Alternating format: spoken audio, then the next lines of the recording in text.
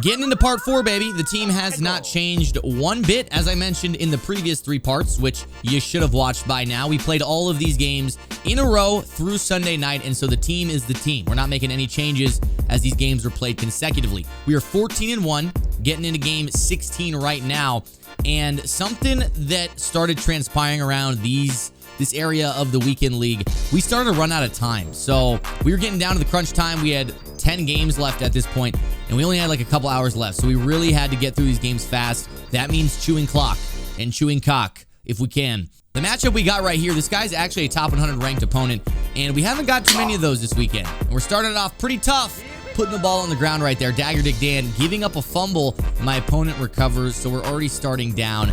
And honestly, in Madden 22, I hate playing from behind. And to top it all off, we accidentally run commit. And I don't know if you guys have had this issue in the game, but ever since the recent patch, it feels like my adjustments like stick together. That's the best way I can describe it. They feel sticky. And so when I make quick adjustments, sometimes it's like they like blend together and mash in the wrong order, and I end up run committing. It happens way too often, and I would appreciate it if they could figure out why adjustments are not able to be made fast. It's the same thing on offense and defense. 1st and 10, though, we're going to have to fight back. Laser beam, that's Jerry Rice on the sideline, and we get in for the touchdown. Now we got to get the 2-point conversion to hopefully take a lead right here. He's running man coverage. We find the open receiver, and it bounces off Devin Hester's hands. I think it's because he got bumped by somebody else on the field, but I think that should have been caught. And because of that, we are still down, and he's getting the ball in the second half. So there's only 2 minutes to go. You guys are noticing this guy is playing like a check down Charlie, and this is why I don't like going down in Madden 22, because it incentivizes your opponent to just play super conservative. They check down, take everything underneath, and it's not a bad scheme for him to be doing that, but when they're running the ball, spinning all over my guys, and we can't make tackles, and he's going to be chewing clock, and so it makes it really tough to get a turnover and kind of dig yourself out of this hole when you're playing from behind. When you're playing with a lead, it's very easy to just continue to check down, chew the clock down, run the ball, and I don't know what my running back did right there. That was supposed to be an in route, and he ran an angle route. I think that has something to do with the momentum my guy has activated. But 45 seconds on the clock. We're down by 8 right now. Touchdown would be nice before half, but we need to make sure we get any points at all, because being down by 8 is a pretty tough situation. It puts a lot of pressure on you, because even if you score, you got to convert that 2-point conversion or you're going to be screwed.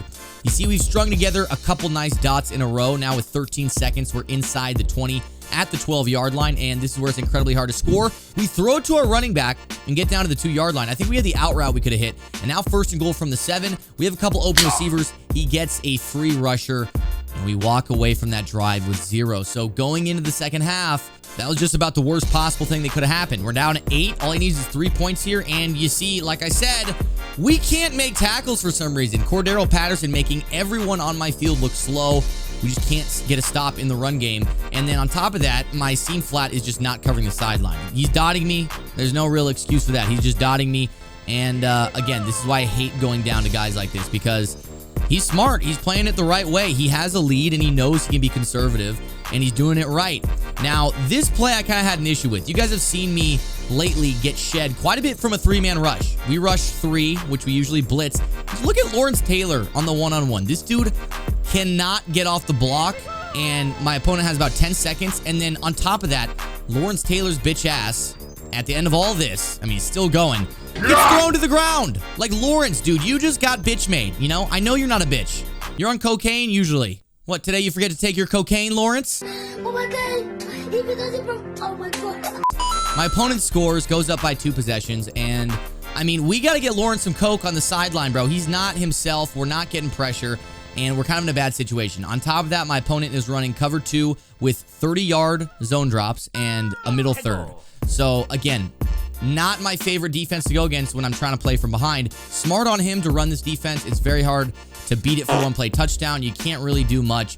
And I tried a new play. I thought I could get over the top of his zone drops. Obviously, I was mistaken. We ended up throwing an interception. Now, thankfully, our defense does come up big to give us a fighting chance in this game. And we get the ball back with 2:30 left in the game. We still got a little bit of a chance, but we're going to have to find a way to beat this defense. We run a crosser from across the field, and we get over the top of that zone drop. Nice dot inside the 20 now. And a quick score here keeps us in the game. We got to make sure we do score, though. And Helen Keller to the rescue, man. I thought his user was going to bite down on the running back, so I tried to throw it to my wheel route. And honestly, just not a great read for me. That game was a little rough. If I could take it back, I wish we could start over. I'd played a little bit differently. But we get our second loss, now 14-2. We're heading into game 17. So, a couple rough L's. We've lost 2 of the last 4.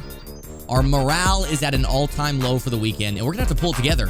And we're going against a no money spent squad here, which is great. I mean, anytime I see no money spent in the team name, I'm like, all right, you freaking robot. Yeah. And on top of that, he wanted to run the ball. First, second, and third down, he was under center running. On 4th down and 1, he decides to pass it.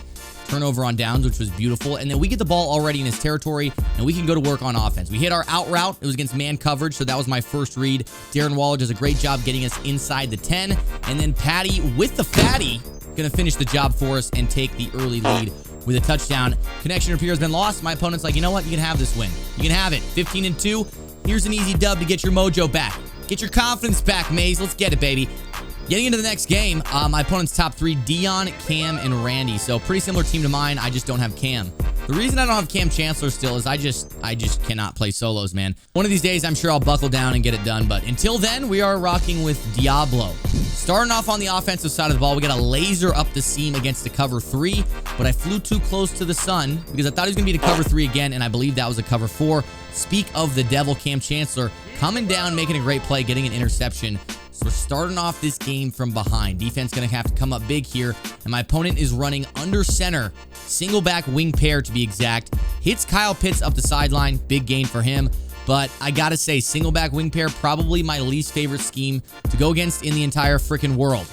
My man right there, Ed Reed with the diving interception against Vernon Davis. Honestly, I thought that was going to be a dot. We were both a little bit underneath the route, and I thought he was going to be a catch, but again, Ed Reed making a great play. Now our ball again. We undid the interception we threw on our first drive, and it's like a big reset. You know, we got the pick back. No need to feel bad about what happened at the beginning of the game, and going into the second quarter, just pretend like it never happened. Pretend like it never happened. Randy Moss over the middle, wide open, inside the 10 now. And this is, again, where it gets harder to score. We're about to put him in a blender, though, I can tell, with the whip route right there. Ooh, yes.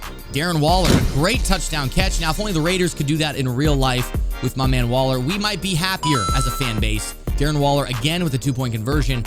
Now up 8-0 with about 3 minutes left in the first half. We peeled back trying to get on that curl route, but it left the crosser wide open. Jerry Rice with a great catch. And we hold strong at around the 30-yard line. It looks like he might be running the ball, but we run heavy coverage behind it. And it looks like everything was at least accounted for. There was nothing wide open, but Ed Reed gets beat in his match coverage, and it's just a dot from my opponent. Now inside the 5, 3rd and goal, he runs it. We get the stop, and he decides to kick 3. Something in this situation I probably wouldn't do, but it leaves us with 37 seconds at the end of half, and we were unable to do anything with that time. Not even a field goal of our own.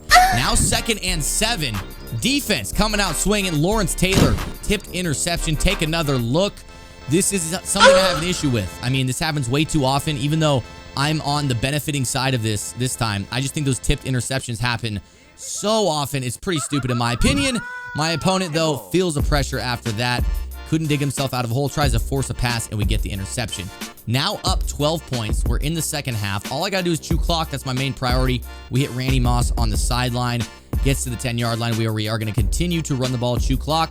Only 1 minute left in the third quarter. And a very risky throw gets caught by Darren Waller. Once again, Raiders, take notes. You guys need to utilize Waller the way I am. 16-2 now, getting into game 19. And this guy's J.C. Horn was a 97 overall. Looked like he was running a Panthers theme team, which you don't see a lot of in Madden 22. But you know what? I respect it. If you're a Panthers fan, gotta respect it. Christian McCaffrey burning us early, looking fast as hell. And my opponent's first play from scrimmage gets all the way inside the 5-yard line. So from here, it's pretty tough to get a stop. Hands off with Mariota to McCaffrey, and he scores a touchdown. Now, he didn't go for 2. It's only 7-0. And when I score, you know I'll be getting that 2-point conversion and taking a lead. So let's make sure our offense can get the job done. We know he's got J.C. Horn out there, and he was sending a pretty crazy blitz at us. And Dante Jackson just completely missing the ball. That was a very risky throw that I'm glad was completed. But if you guys take a look at this guy's blitz, it was like he was rushing like 3 or 4 every time, but he had this linebacker that was looping all the way around. So even when he was rushing 3, it was coming in pretty fast. If you look at that left side of screen, that guy running in a lot of times was coming in and pressuring the quarterback. Huge play right here from Dagger Dick Dan. Look at this. We got a double team on that guy, but Dan swoops under the tackle, or the arm tackle, I should say. Gets rid of that ball on 4th down, and we end up scoring. Now going for 2. We got a wide open Devin Hester, and we took the lead. I told you guys I would get it, and we did. So now in the second quarter, we got a 1-point lead. And Stevie Wonder coming in hot, man. Throws it at a hard flat. We had Charles Woodson right there to play that. And taking another look, this is soft squat logic. Who's manned up to the outside receiver. I'm sure that's what he read. And then when the flat route came in, he peels off and plays it like a hard flat. So that is why we love soft squats. You know, they bait for you. You don't even need to bait with your user. They'll bait for you. And then to follow it up, we get the 2-point conversion again. So we're up 9 points now because of those 2-point conversions, 2-possession lead. And with 3 minutes left in the half, if we get another stop, it's going to be as good as GG's because I am getting the ball to start the second half. So 3rd and 6 right here. We get crazy pressure. He ends up punting it to us. And so up 2 possessions, a minute left on the clock, and we're getting the ball right back. This guy didn't seem to really, I don't know. He was playing a little too conservative for Madden 22. You should have gone for that on 4th down, I think. But with 31 seconds, I'm not really too concerned if we get any points or not. I think 3 points here would be nice because we only have 9. So unless we get an 8-point touchdown, it doesn't really matter. Going up by 12, though, going into halftime, we are getting the ball back. And so once again, if we get a touchdown here, it's going to be GG's. There's not much he's going to be able to do. Stepping up in the pocket, delivering a dagger to Jerry Rice. That's going to get us across midfield. Now 2nd and 11. We're in field goal range, and this is where we start to just chew clock and run the ball. And you see we're already getting into the 4th quarter. This guy hasn't even touched the ball in the second half. 3rd and 7. A great run from Patty with the fatty gets us inside the 5.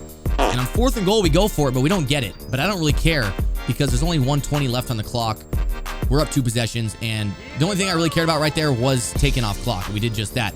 So 54 seconds left. This guy, again, doesn't really seem too concerned with winning considering he's just kind of bullshitting over there. And we end up getting an interception to seal the game. So he quits out after that. 17-2 now going into game 20. And we match up with Miami Vice. Now, I don't know who this guy is, but whoever he is, I don't know. He had to be high as shit, bro. This guy was running single back or I-form wing and just running stretch over and over and over again. It was just I-form wing. Gets in a 4th down early on his first set of downs.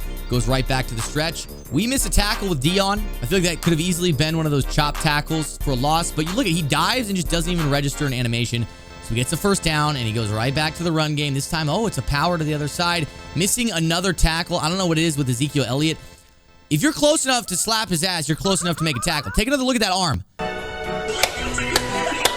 Straight up slaps his ass. Warren Sapp, make a tackle. Don't just be slapping ass out here.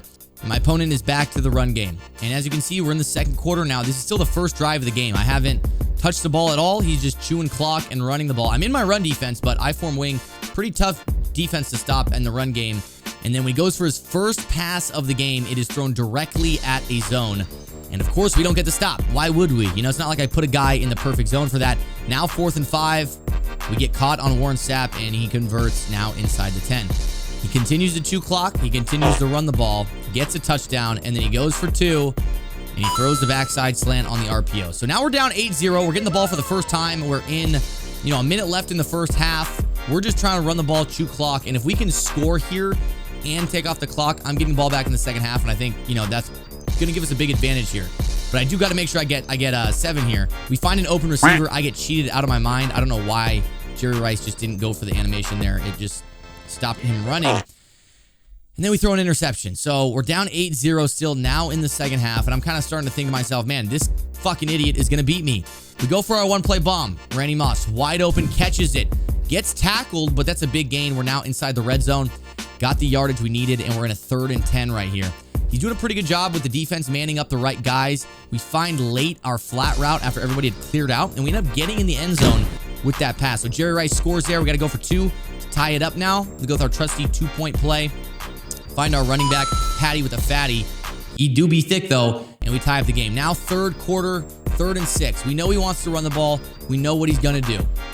And Terry McLaurin is wide open. Another 1st down. Khalil Mack, just not the best guy to play in coverage. Only reason Khalil Mack was in there in coverage is because I was kind of in run defense already when he got in that formation. That was just my bad. And my opponent is chewing off this clock and running the ball with ease. You see on 3rd down, we finally get the stop, bringing up a 4th and 2, and he's going to pass it again. And I don't know how Reggie Nelson doesn't play that, man. We had a hard flat out there, and he just runs a quick out route. 3rd and 7 now, 1:30 on the clock. We get the tackle, put him in a 4th down, and he kicks his 3. So we got 1:20 on the clock. I'm pissed off at this guy. I think this has been like the most boring game of all time.